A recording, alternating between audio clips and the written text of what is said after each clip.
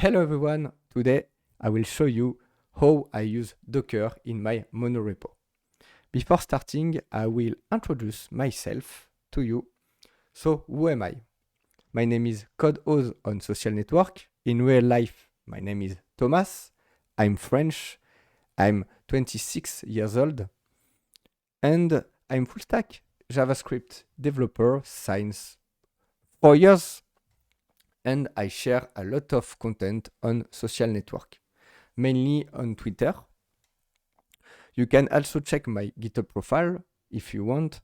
And I write a lot of content article on dev.to. And for French people, I have a YouTube channel where I post a lot of things about web development. So let's start. So what is a monorepository? I will not explain in detail what is a monorepository. I will just explain for people that don't know about it. And it will be important to understand monorepository for the presentation. I will give you my own definition of monorepo. So for me, a monorepository is a single repository that store all of your code and assets for your project. So all of your code base, asset, etc., will be on the same repository. So we can compare the monorepository with monolith. So what is a monolith? Monolith is a massive code base, and actually it's a bad practice to use monolith since there is no modularity, and developers don't like when there is no modularity. And in general, monolith is an old code base that grow with the years, and we don't like to handle a monolith. We can also compare monorepo with multi-repository. So what is a multi-repository? It's typically one repository for each project. So for example, if I have a blog and I have a front and an API, with monorepo, I will have the front and the API in the same repository. And with multi-repository, I will have a front application on one repository and the API project on another repository. So you need to handle the dependency with multi-repository. And for me, multi-repository is good for open source project or third-party project. But for personal development, I prefer monorepository. So using monorepository has some advantage and some drawbacks. So for me, the main advantage of using monorepository is to have all of your code in only one repository. So you can easily make atomic changement or other thing very fastly. And you don't have to manage dependency of library. So it's very, very fast to make some changement. But the main drawbacks for me is for big company, since all developer, included the new developer, has access to the whole code, the whole architecture. So it can be dangerous to expose all of your code and asset to all developer. Okay, so now I will show you a basic architecture for monorepo with a front and API and other library. So here, this is your monorepo. We have the front application, we have NPI application, we have library that are divided into 3 parts. We have the lib front for front, we have the lib API for API, and we have lib common So libcommon are library that are shared by front and API and also be used by libfront and libapi. Okay, so don't be afraid. This is a free dependency of my template that I use for my personal project. So you can see that there is a lot of dependency between dependency. So it's why I prefer to use monorepo, because if I use multi-repo, if I made a little changement on lib, for example, I need to update all dependency of this library. So it's very easy to manage library with the mono repository. Okay, so I will show you the tools that I use on my mono repository. So first of all is Yarn Workspace, and I also use TypeScript because I love TypeScript.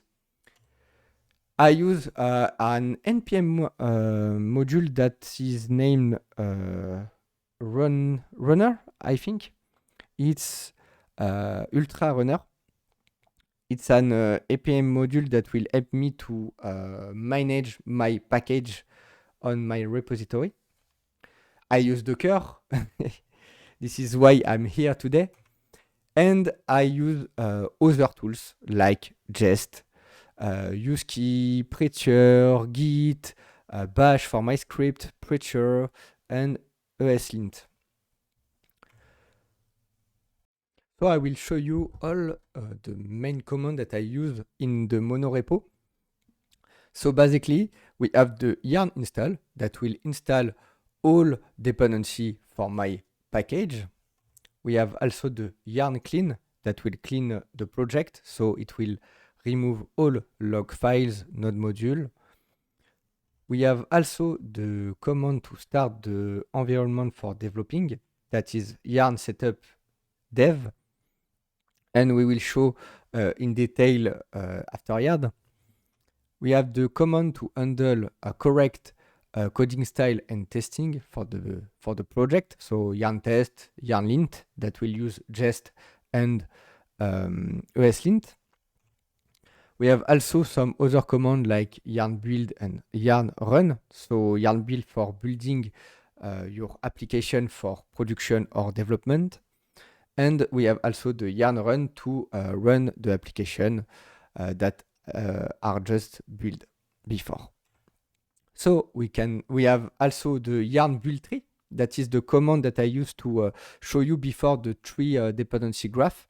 So it's very, very easy to check which package is dependent on which package. And we can also see if a package has some circular dependency. So it's very easy to check and create a schema to see all dependency of the project, of the repository. So let's move on the main part. So why Docker in this repository?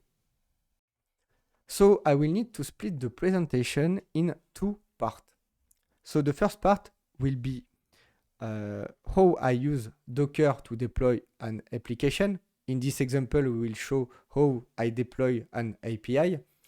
And the second part will be how I use Docker to manage my environment for developing. So how I deploy an API for production. I will show you very fastly the build processes, because if we understand the build processes, we will understand very, very fastly the Docker file. So first of all, we need to install node module. We need to install all the dependency, and after this, we need to build the API. So to building the API, we will need to building all dependency. Okay? So in this context, API Alpha has a lot of dependency except the lib_b. Okay? And we will need to build the library in the correct order. For example, if I build libc before libd, I will have an error since libd libc depend on libd. So I use UltraRunner to achieve that. And after the build processus, we can see that all dependency of API alpha will have the dist folder that will include all builded files except libb, since libd has no dependency in this context. So we can move on the Docker file.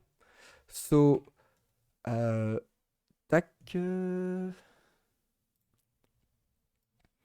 so here, this is the Docker file. Okay, so I use the node image. Oh, I will zoom. Okay, okay. Should be good for you. Okay, so from the node Alpine image, we will use the argument API name, because if I have, for example, two API, API alpha and API beta, and I need to deploy API beta, I will just have to use the same command for all API, but I just need to change the API name argument. So it's very easy to deploy my API. Okay. We will use this argument in environment variable. We will use also an environment variable that I name project root. This is the location of the monorepository. We will copy all content. We will use the work dir command to work in the monorepo folder. And this is the approximatively the build processus here.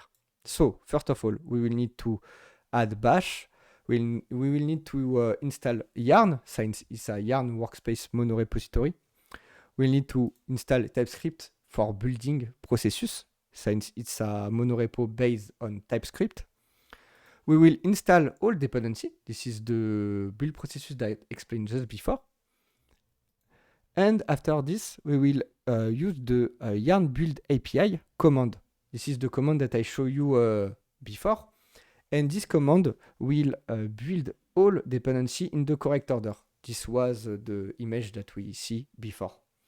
After this, I use something that is bad for me, but for the moment I use this, but it will be moved. It's the script that will remove all useless folder. Alors, okay, so all useless folder will be source folder, will be other dependency that has no dist folder, for example. So to be clear, this is something bad, I think, and I will need to use multi-stage Docker. But for the moment, I use this solution because it was more easy to deploy my application. And we will use the command. So when my Docker container will be start, we will use the run API prod command. So this is the command that will start my API, for example. Okay, so test it. So we will create the image for the API. So I use Docker build, I give it a name, I give the argument, so API name, that is used in the Docker file just here. And we will need to use the context, since all Docker files are in a Docker folder. So we need to indicate to the command where you need to find the Docker file to build the image. Okay, so I run it. I will cut until the end. Okay, so the processus is finished. So we just building the image, so we need to run the container. So I use docker run, and we will execute the image name image API beta on the 3001 port. So, okay, all is correctly running. We can see that the console starting is okay, and we can check if it's working. So I use Postman. So in the API, we have a basic call name /Toto. It's a get API call. So it's just to test if the API is correctly running. So hey, we have the hello from API, and we can in another processus check with Docker PS that the image API beta is correctly running on the port 3001. So let's move on the second part, that is the how I use Docker to manage my environment for developing. For this part, we need to divide it into two challenges. The first challenge is to start all API and front package, and the second one is to sync library package with the application. So to achieve this, I use Docker Compose. That is very useful because I just need to enter all of my configuration for each application in the same file and run Docker Compose, and all of my container will be run by Docker Compose. And it's very modular because if I need to add, for example, a database like MongoDB, I just need to add it into my Docker Compose file, and Docker Compose will run the container for me. It's very, very useful and very modular to do this. So we can now check the Docker Compose and Docker file configuration to check how it's working. So the Docker file is very, very easy, as you can see. It's based on Node Alpine images. We just need to add the bash to run the script, and we use the workdir /monorepo. And the command that the container will run is yarn run front. So it's very easy to understand. So this is the Docker Compose file.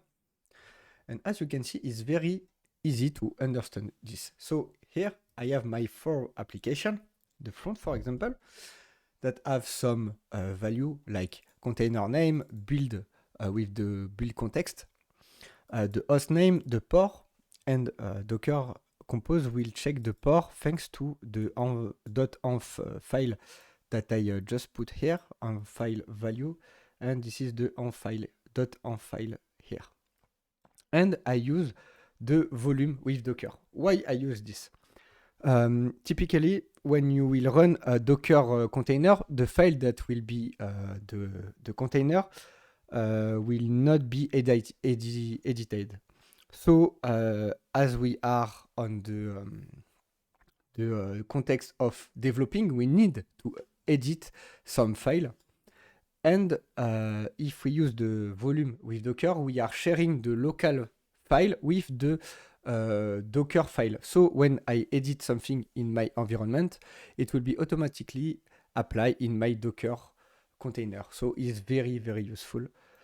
And we can check the other configuration is also the same, just the name that is changed. So we can test it.